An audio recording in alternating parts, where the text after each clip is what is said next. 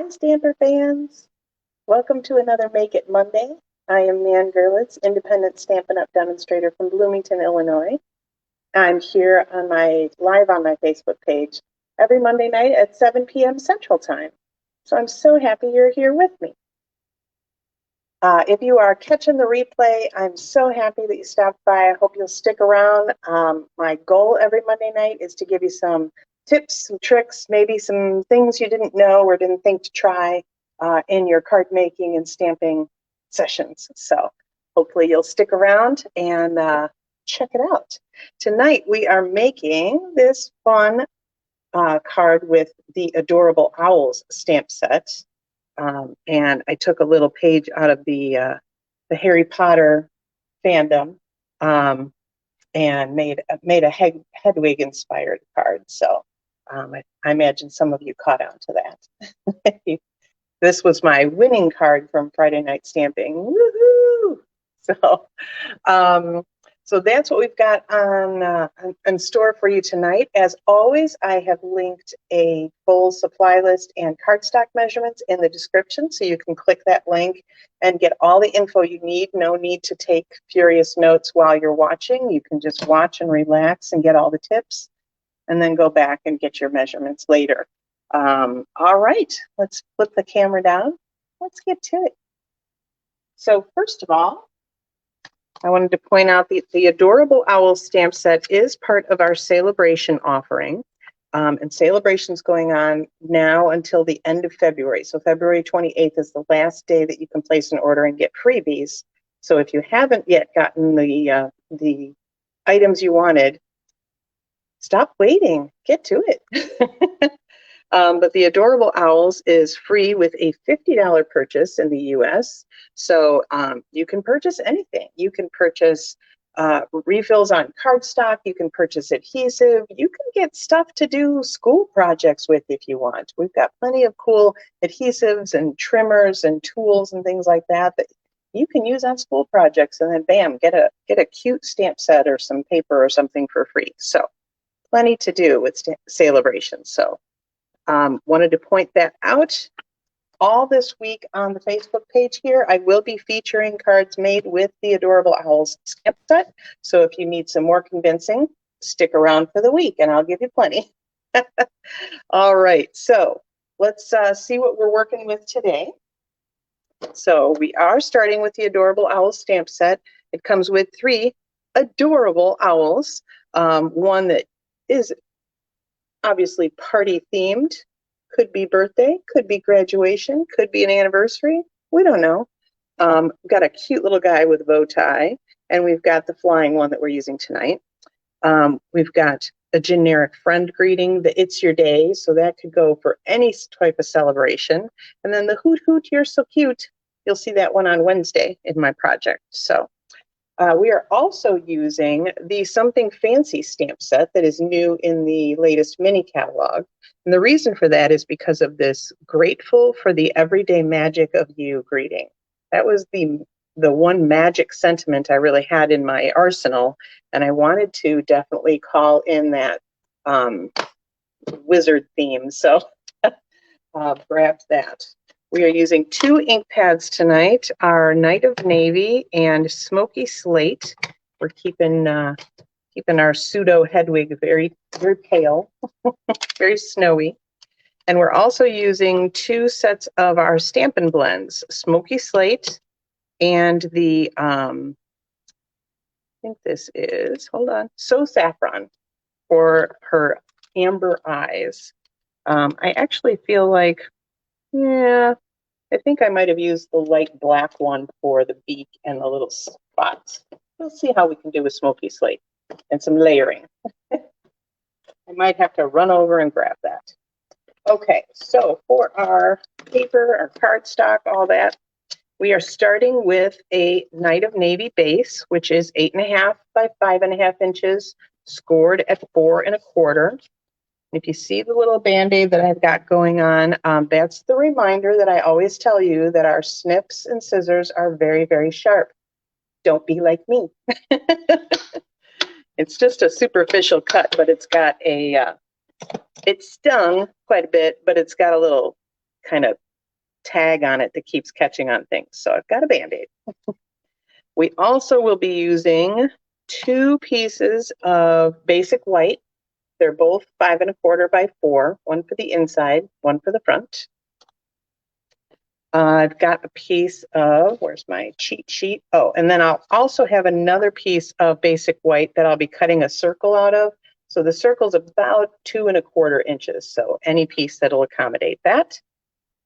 Then I've got a piece of copper. You'll need at least about 3 1/4 inch square. I'll be cutting out that cool circle-y guy. I love that die. And then you'll have a piece of designer paper, and I will show you those in a moment. This is from the By the Bay, I think it's called. I want to call it By the Sea, but it's actually By the Bay. And this piece you'll have is 5 1/4 by 3 3/4, and then you'll notice off the bottom, I cut off the 3/4 inch, and that's for the inside of our card. So I already made that cut. Okay, my cheat sheet out of the way. We will be using the mini Stampin' Cut and Emboss, and in case you hadn't noticed, I also wanted to point this out to you. Part of our Sale-a-bration offering is a selection of joining offers. So you can go ahead and join my Steampunk Stampers team, and you can either make a business out of it, you can just have a little group of friends and family that maybe you purchase from you and you don't do anything else, or you could just join for the discount and be what I call a discount diva, and just get a discount off your personal purchases. But Sale-a-bration is hands down always the best time to join. It's always a great time to join, but this is the best time to join.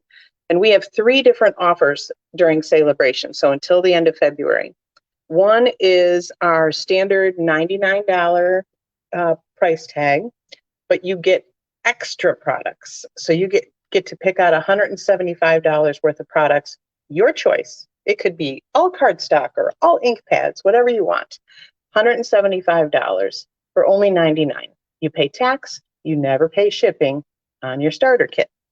The other 2 options are $129, but they are, so you still get to pick out $175 worth of stuff. You also get to pick out the mini machine, either in this boho blue or in our traditional white. And the boho blue option is only offered during Sale-a-bration here. It's a special exclusive offer. So if that blue is calling your name, you should be calling me. I've also put a link in the description for joining my team. So to make it very easy, you can just click on that link and you can do it all online. You can message me, you can text me, you can call me, all those sorts of things with any questions you have as well. But the link is there for your convenience. So with that mini cut and emboss machine, we will be using 2 sets of dies, the layering circles and then the painted labels. And that's for this really fun swirly die that we love. I'm pretty sure this is probably the one we use 90% of the time out of this set. It has definitely paid for itself. And then we'll also be using our pastel adhesive back sequins that I believe we used last week as well, but we'll be using these again tonight. Pop over to the comments again in case anybody pops on. Okay. And then I've listed also your basics. We're going to be using some dimensionals tonight, which I forgot to grab, so I will grab those in a minute. Okay. So the last thing I want to do is show you through this pack of paper. So this is a big pack as far as number of sheets. You get 48 sheets in this pack. This is from our mini catalog, but they are 6 by 6 size. So they're the smaller stack, which is perfect for card making and, little boxes and things like that. So you can see there is some shimmer to this this paper pack, which I love. So you've got just some great greens and blues. On the other side, you've got seaside type of things. You've got these, I don't know, are these oysters? Are these mussels? There's some sort of shells, but you can see that many of them have that shiny iridescent overlay. Then on the back, you've got more greens and blues. We've got a really pretty metallic shell pattern here. And then some great blue waves. Ooh, great brush strokes with that metallic gold and some crabs and shells and whatnot. I love this one. Super fun with the swirl of goldfish on that green background. Gorgeous. And then some nice stripes on the other side. We've got our crabs and whatnot, but we've got gold. You can see there. Yeah, there we go. Got some gold running through that as well. And then a nice whitewashed wood pattern on the other side. Really fun, kind of just painted blue, but with that cool iridescent stripe going through it. And then this one actually, if you look back a couple of weeks, I believe this might be the one that Russ used on his palm tree card. So this one is the one we are using tonight because I wanted that really cool shimmer, and it looked kind of like a night sky with some magic going through it. And then we've got our shells or mussels, whatever these are. You can tell I'm not a seafood person. Another really cool shell pattern, kind of Art Deco-y, but it's in that deep night of navy with that iridescent shimmer. Oh, no, I think this was the one he used as his beach scene. Very cool. Another one with the great gold fish, but this one's on a more neutral background. Oops. And birds. Some more swooshy painting with the gold strokes. And more seaside things. Another iridescent shell pattern. And some blues and greens. I mean, just a gorgeous pack of paper. So you can see that each one of them has one side that is not necessarily seaside. And then the other side is more beachy, seaside kind of oriented. So you could totally get away with making a lot of non-seaside projects with that. Thanks, Teresa. I do like to show those, especially with the shimmer, if I have them, because the catalog never does them justice. So, all right. So let us get started with our project here tonight. As always, let's get that inside piece out of the way. So I've got my little 3/4 inch strip here of the designer paper, and that'll just bring the front to the inside of the card, basically. You can also do this on like your envelope flaps to decorate your envelopes as well. You can just paste some of the designer paper right on your envelope flap on the outside, and then you just trim around it, and then you can then you'll still have your adhesive strip to seal your envelope. But that's a nice way to give everybody a sneak peek of what's coming before they even open the envelope. All right, a little bit of Stampin' Seal on each corner. You all might be wondering why I use liquid glue, why I use Stampin' Seal sometimes. So the liquid glue I tend to use on little strips like this because it gives me a little bit of wiggle room before it sets. And that way I can be sure that it's just where I want it. But I don't have the patience for liquid glue to dry before I go off. It's why my nails are never painted, because I don't have the patience to sit still and wait for them to dry.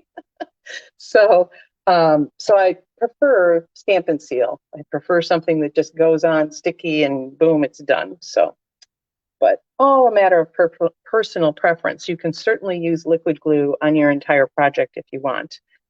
Something like this totally works with. Okay, now let's grab our white piece for the front. And I want to do that greeting first. So that way I'll know if I get it too far up or anything. I might have to trim my designer paper a little bit, but I'd rather do that when I know about it, right? Okay, so as always, we've got a piece of red rubber here that we can't see through. So in order to get that straight, because the label's not always straight. I did a happy birthday yesterday where the label was way crooked, and if I had gone by that, I never would get that greeting straight. So what I like to do is line my block up with one of my grid lines. then I'll take the straightest part of this sentiment and I will look through the block and as best as I can line that up with one of the grid lines there. Okay, let's grab our Night of Navy. And I'm actually going to ink that up. I'm going to stamp it on my grid paper first. It's always a good idea if you're stamping right on your project, perfect. And you want to make sure you've got your stamp straight on your block. It's a good idea to do it on scrap paper first so you don't ruin your project. I could turn the paper and all that kind of thing if I messed it up, but it's just easier to make sure you got it right to begin with. So now I'll get it down towards the bottom of my cardstock where I want it, and then I'll just line my block up with one of those grid lines again. In fact, just at the bottom of the cardstock, I think. And we have a straight grading. Perfect. That tip has never failed me, and I hope I didn't just jinx myself, but it works all the time. And the trick is, too, if your label is crooked, don't let your eyes trick you. Trust your gut that you lined it up right this way. And follow the block and not the label. I do know there are plenty of people that do not put their labels on the back of their stamps. Oh, no. I prefer to put mine on, mostly because, especially for words, I can read them backwards, but I don't want to spend the extra time doing that, obviously. I've got Night of Navy all over my copper here, so. But also, it's easier for me to grab, what I want by the label. So it's a personal preference, is what I'm trying to say. Okay, let's put that aside so I don't get ink on anything. And now we can go ahead and attach this piece of designer paper to the top of that. Let's make sure we're good and clear of that greeting. Yep. So just a little strip topping, or side to side, I guess it is. Got some on my white cardstock too. Good thing I'm going to cover that up. Now you know why I'm so particular about open ink pads. I'm always closing them because that's the kind of stuff that happens.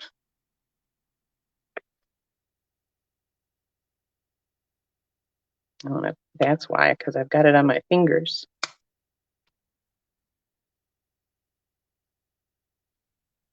All right, there we go. I'm going to hop over and get a paper towel real quick. Talk amongst yourselves.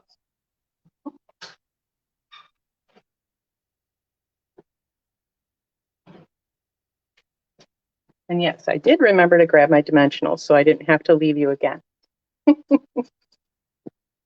right, let's get that off of there. So that's another issue, obviously, when you're working with ink. If you get some on your hands and then you continue to touch your cardstock and whatnot, you're going to smudge up your project. So good to be careful. Not like I am. Okay, we only need part of that copper anyway. Okay, so we can go ahead and attach this to the front of the card as well, because that part's all good and done. We're just going to start embellishing now. So again, a little bit on each corner. We'll center that right in there. This particular designer paper is like so color coordinated that it almost disappears there, that you almost can't see, from far, you can't really tell where that edge is. I love it. So pretty. Okay. Let's get my adhesives out of the way. And let's go ahead and stamp our owl. So usually when I am using Stampin' Blends, I'm using my Memento ink pad, which is black, but I wanted this to be a very soft looking owl. So I went for the smoky slate. So any of our classic ink pads, like this, are water-based ink pads. And that means you can use those with the blends as well. So because they're opposites attract. The blends are alcohol markers and the stamp pads are water-based, so you can use them together. So I'm going to go ahead and ink that up.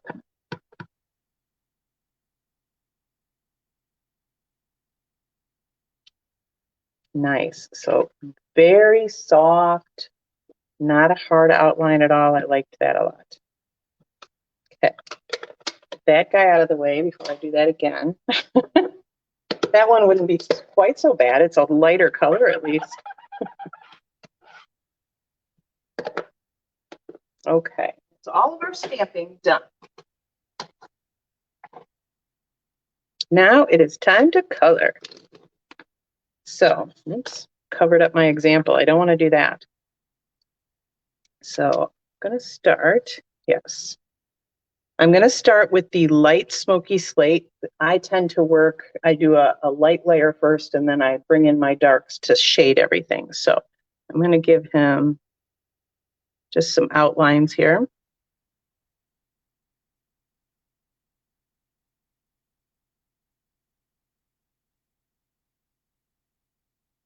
Because this is a white owl, I didn't want to color everything in. I just wanted to kind of give him some shadow. Her, I guess. Sorry, Hedwig. Just wanted to give a little shadow. A little over here, too. And this was Friday, where I also discovered that my color lifter was dry. So I need to order myself another color lifter because I would have softened up those lines a little bit more with that. Oh, good. It was just the dark smoky slate that was his beak and then her beak. And then I went and looked up a picture for reference, and she has like some kind of freckly things on her wings. So we added those just with the bullet tip, just kind of dotted them on there. And then leave the dark So Saffron. We're just going to go right on her eyes. She has kind of amber eyes. And that's another thing I love about this stamp is it gives you the little light bubble already drawn in so you know where to avoid. So she's got that little speck of light on there. One more thing I forgot. Let me grab that real quick.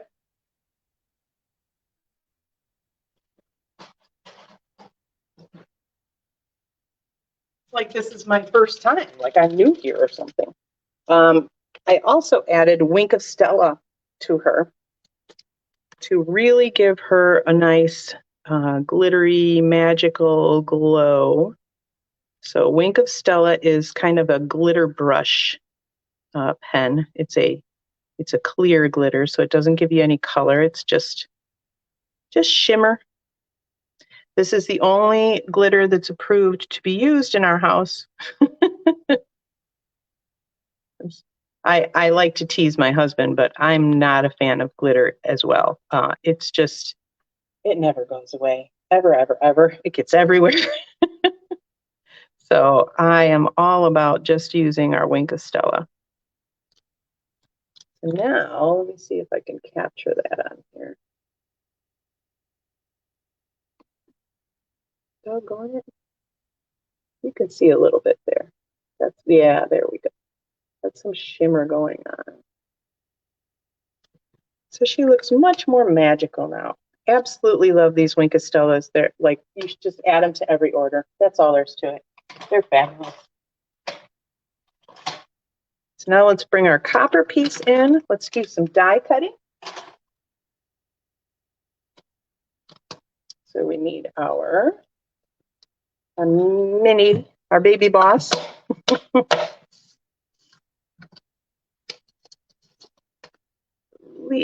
This is the circle, yes. Grab my little base, my cutting plate. Yeah, I've got to cut that down because my piece of paper is a little too big to go through this.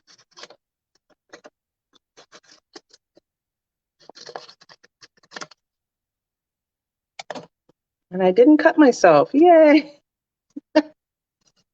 Seriously, you guys. It's always when I'm cutting ribbon because I kind of put it between my thumb and finger and I cut towards myself. You'd think I'd learn, but apparently I haven't.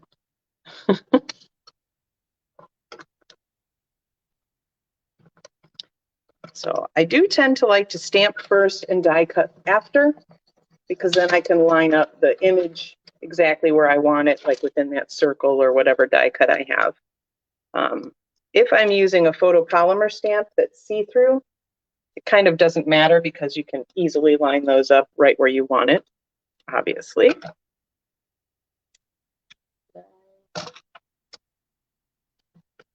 Guys, I'm losing my mind. Oh, right in front of me.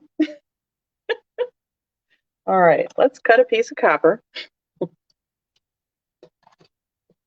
and get our die out here. And I can cut the copper right to that size.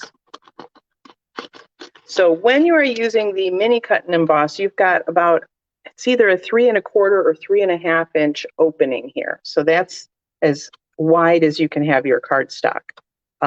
So as long as your die and your cardstock will fit in there, it'll work in there.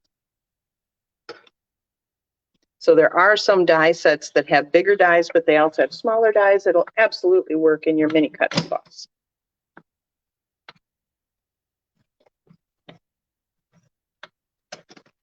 I will also say that when you have a die that takes up most of the width, it is a little more resistance going through. So you're gonna have to just kind of crank a little harder, as it were.